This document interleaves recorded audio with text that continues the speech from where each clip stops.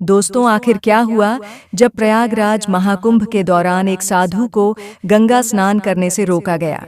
उसके बाद प्रयागराज के उस गंगा घाट पर जो चमत्कार हुआ, उसे देखकर आपके पैरों तले जमीन खिसक जाएगी।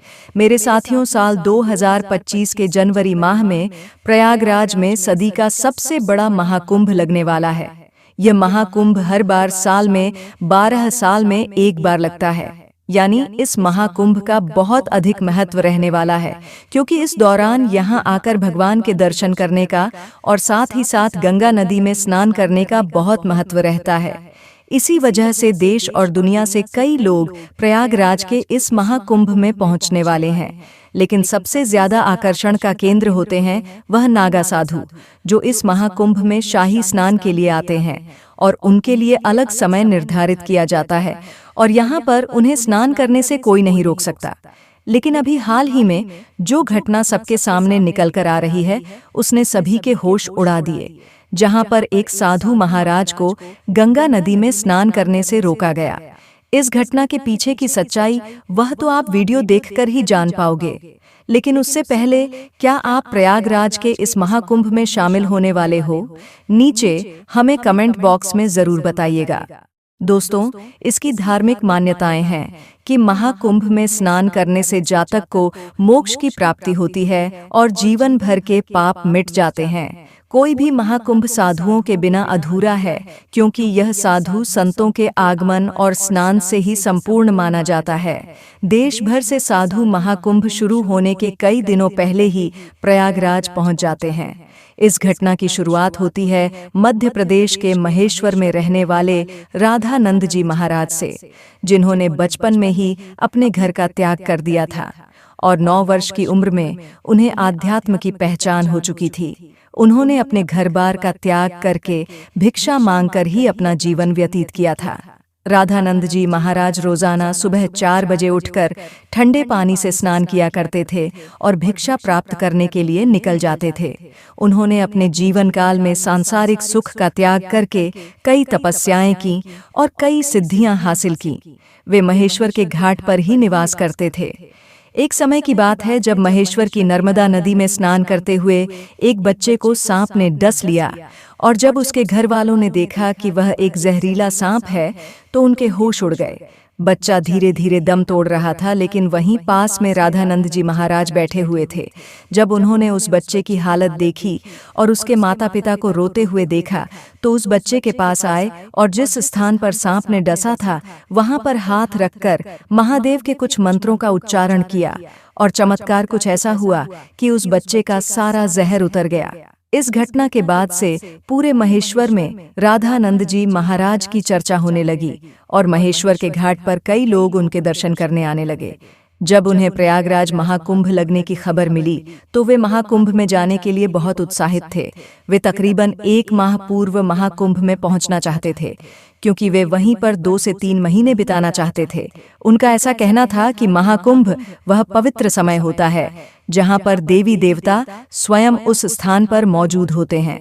वहां पर तप करना, साधना करना, भगवान का ध्यान करना बहुत ज्यादा फलदायी होता है।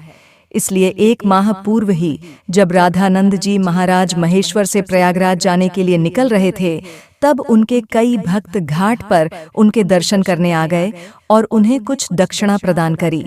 उसी दक्षिणा का इस्तेमाल करके उन्होंने ट्रेन का टिकट लिया और महेश्वर से सीधा ट्रेन के माध्यम से प्रयागराज जाने के लिए निकल पड़े।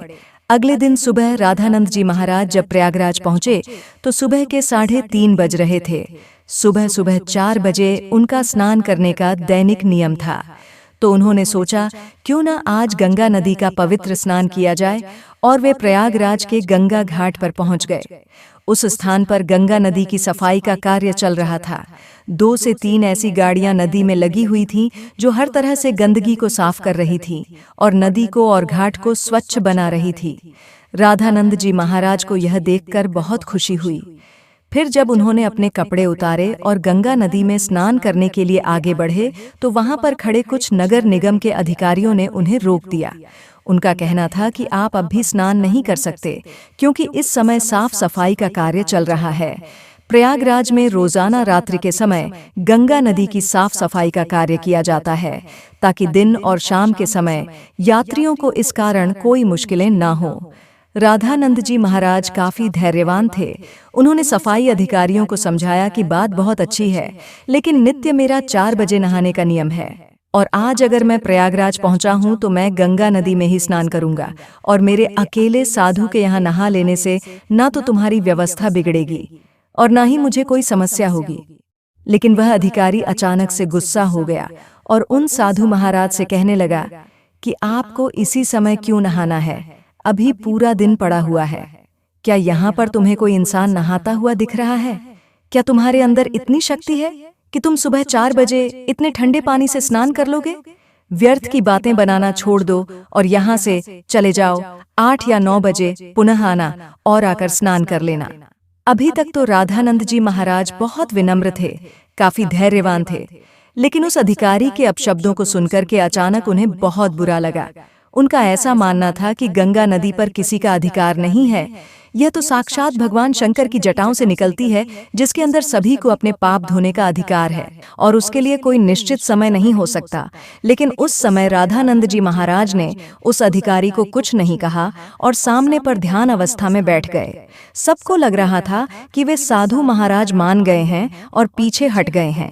अब जब पुनः गंगा नदी के अंदर साफ सफाई की मशीनों को शुरू किया गया तो अचानक से एक बहुत बड़ी घटना घट गई। वे सभी मशीनें शुरू होने का नाम ही नहीं ले रही थीं। ऐसा लग रहा था मानो वह जाम हो गई हो या उनके अंदर बहुत सारा कचरा फंस गया हो। अधिकारियों ने मशीन को देखा, परखा और उसके अंदर का सारा कचरा बाहर निकाल दिया। सबको उम्मीद थी कि अब मशीनें कार्य करने लगेगी, लेकिन फिर जब मशीन शुरू की गई तो कोई भी मशीन चालू होने को तैयार ही नहीं थी। सभी अधिकारी बहुत हैरान थे। किसी की भी समझ नहीं आ रहा था कि जो मशीन रात्रि 12 बजे से अभी तक एकदम सही चल रही थी, अचानक उसमें क्या गड़बड़ हो गई। उसके अंदर फंसा हुआ सारा कचरा भी बाहर निकाल लिया गया था, लेकिन जब मशीन चालू नहीं हुई तो कई मैकेनिकल इंजीनियरों की टीम को मशीन देखने के लिए बुलाया गया। उन सभी मैकेनिकों ने मशीनों को अच्छी तरह से जांचा परखा और यही पाया कि मशीन तो एकदम सही है, लेकिन इसके चालू न होने का कारण किसी को समझ नहीं आ रहा था। सभी लोग परेशान हो चुके थे, हार चुके थे। 1 से 2 घंटे हो गए थे, लेकिन गंगा नदी की साफ सफाई का काम हो ही नहीं पाया। राधानंद जी महाराज अभी भी उसी घाट पर ध्यान अवस्था में बैठे हुए थे। किसी भी नगर निगम के अधिकारी को यह बात समझ नहीं आ रही थी, आखिर मशीन कार्य क्यों नहीं कर रही। गंगा नदी का साफ सफाई का कार्य उस दिन रुका हुआ था। सभी लोग बहुत हैरान थे, साथ ही साथ परेशान थे, क्योंकि उन्होंने मशीनों को सही करने की और फिर से चालू करने की हर संभव कोशिश कर ली थी, लेकिन उनके सामने कोई परिणाम नहीं आ रहा था। मशीन कोई जवाब नहीं दे रही थी। उस समय जो मैकेनिकल इंजीनियर वहां पर मशीन सही करने आया था, उसने जब राधानंद जी महाराज को देखा तो उसकी आंखें खुली की खुली रह गईं, क्योंकि वह वही बच्चा था जिसको उन्होंने बचपन के समय सांप के डसने से बचाया था। वास्तव में वह महेश्वर का ही रहने वाला था। तुरंत वह राधानंद जी महाराज के चरणों में गिर गया और बाबा उसे आशीर्वाद देने लगे। फिर वह सभी अधिकारियों को बताने लगा कि यह महेश्वर के सिद्ध महाराज हैं। बचपन के समय पर एक बार जब मुझे सांप ने डस लिया था तो इन्होंने ही अपने चमत्कार से मेरी जान बचाई थी। तब उस अधिकारी को अपनी गलती का एहसास हुआ। वह समझ चुका था कि यह कोई साधारण साधु महाराज नहीं थे और मैंने इनका अपमान कर दिया। अगर यह अपने दैनिक नियम के अनुसार 4 बजे गंगा स्नान करना चाहते थे तो मुझे इन्हें रोकने का अधिकार नहीं था। मैंने जो इनका अपमान किया, इन्हें भला बुरा कहा और गंगा नदी में स्नान करने से रोक दिया, उसी का परिणाम मशीनों की खराबी के रूप में हम भुगत रहे हैं। उसने सभी अधिकारियों के साथ चर्चा की और सबने यही पाया कि रात भर से गंगा नदी की साफ सफाई करने वाली यह मशीनें चल रही थीं, लेकिन इन साधु महाराज को नाराज करने के बाद ऐसा लग रहा है मानो यह किसी तरह जाम हो गई हो। अब यही हमारी समस्या का समाधान कर सकते हैं, हमें इनसे माफी मांगनी पड़ेगी। सभी अधिकारी मिलकर राधानंद जी महाराज के पास गए, उनके चरणों में बैठ गए और हाथ जोड़कर कहा कि हमें इस बात का अंदाजा नहीं था कि आप एक दिव्य संत हैं। हमसे बहुत बड़ी भूल हो गई है, हमें आपको स्नान करने से नहीं रोकना चाहिए था। राधानंद जी महाराज अभी भी बहुत विनम्र थे। उन्होंने अधिकारियों से कहा कि यह जरूरी नहीं है कि कोई संत चमत्कार हो तभी ही उसे गंगा नदी में स्नान की अनुमति दी जाए। गंगा नदी के ऊपर साधु संतों का सबसे पहला अधिकार है। सभी अधिकारियों ने उनसे हाथ जोड़कर कहा कि अब आप गंगा नदी में स्नान कर सकते हैं, हम आपसे बहुत माफी चाहते हैं। वैसे ही बहुत समय बीत चुका है और हमारा कार्य पूरा नहीं हो पाया, हमें आगे से बहुत बड़ा दंड मिलने वाला है। हमें तो अपनी गलती की सजा मिलने ही वाली है, आप हमें माफ कर दीजिए।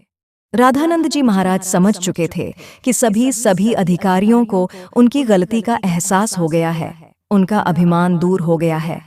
फिर उन्होंने विनम्रतापूर्वक उन अधिकारियों से कहा कि तुम चिंता क्यों करते हो, अभी समय कहाँ बीता है, जरा अपनी घड़ी में समय तो देखो, आखिर क्या बजे हैं। जब सभियों ने अपनी घड़ी में समय देखा तो उनके रोंगटे खड़े हो गए, क्योंकि उस समय सुबह के 4 बज रहे थे। किसी भी अधिकारी को यह समझ नहीं आ रहा था आखिर इतना बड़ा चमत्कार कैसे हुआ। आखिर राधानंद जी महाराज ने अपने चमत्कार से समय को कैसे पलट दिया। लेकिन इसके 2 फायदे हुए। सबसे पहला कि साधु महाराज का 4 बजे स्नान करने का नित्य कर्म जारी रहा, और दूसरा फायदा यह हुआ कि किसी भी अधिकारी को अपने बड़े अधिकारी द्वारा दंड नहीं दिया गया। इतना बड़ा चमत्कार देखकर सभी अधिकारी उनके चरणों में गिर गए और बाबा की जयकार लगाने लगे। इस चमत्कारी घटना के बाद सब लोग उन्हें मान गए और उनके दास बन गए। जिसके बाद वे सुबह 4 बजे अपने नित्य कर्म के अनुसार वे गंगा नदी में स्नान करने पहुंचे और इधर मशीनों को फिर से काम करना शुरू कर दिया। सारी मशीन एक साथ चालू हो चुकी थी, जिससे यह प्रमाणित हो गया कि यह मशीनें केवल रामानंद जी महाराज के इशारे का इंतजार कर रही थीं। जैसे ही उन्होंने अधिकारियों का अभिमान चूर किया और गंगा नदी में स्नान किया, वैसे ही फिर से मशीनें चल पड़ी। यह बहुत बड़ा चमत्कार था जो हाल ही में प्रयागराज के महाकुंभ में हुआ है। चारों ओर इसकी चर्चाएं हो रही हैं।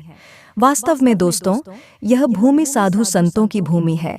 यहाँ पर साधु संतों का ना तो अपमान किया जा सकता है और ना ही उन्हें छोटा समझा जाता।